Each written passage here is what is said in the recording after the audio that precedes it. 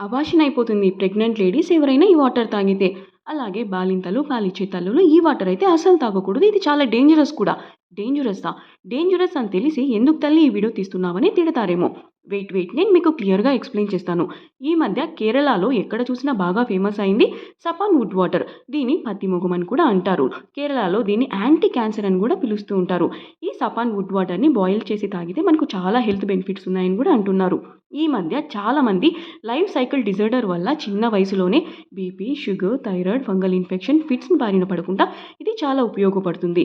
దీక్ష సమయంలో ఉన్న అయ్యప్ప స్వాములకు ఈ సపాన్ వుడ్ వాటర్ చాలా ఉపయోగపడుతుంది. ఈ సపాన్ వుడ్ వాటర్ సైంటిఫిక్‌గా కూడా ప్రూవ్ అయింది. 1977లో Japan Gifu university medical science వారు ఈ సపాన్ వుడ్ వాటర్‌ని పరిశోధించి ది బెస్ట్ అని చెప్పి సర్టిఫికేట్ కూడా ఇచ్చారు.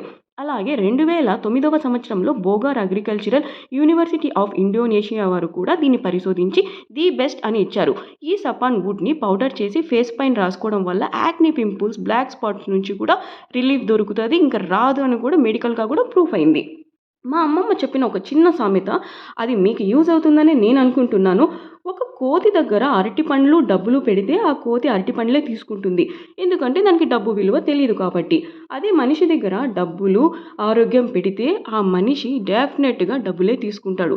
ఎందుకంటే మనిషికి తెలియనిది ఏంటంటే ఆరోగ్యానికి మించిన సంపద లేదు అన్న విషయం ఎప్పటికీ గ్రహించలేడు కాబట్టి. మన ప్రకృతి